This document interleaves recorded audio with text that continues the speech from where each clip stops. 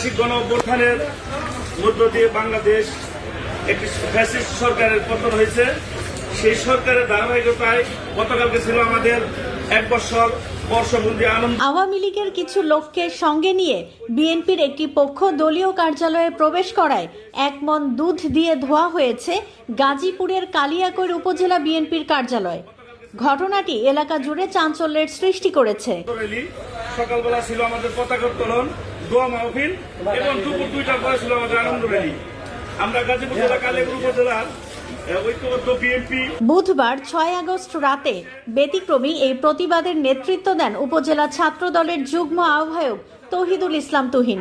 দুধ দিয়ে কার্যালয়ে ধোয়ার দৃশ্য মোবাইলে ধারণ করে সামাজিক যোগাযোগ মাধ্যমে ছড়িয়ে দিলে মুহূর্তেই তা ভাইরাল হয়ে যায় এবং ইতিমধ্যে আমরা শুনতে পেয়েছি যে 10টার পরে ছড়িয়ে পড়া ভিডিওতে দেখা যায়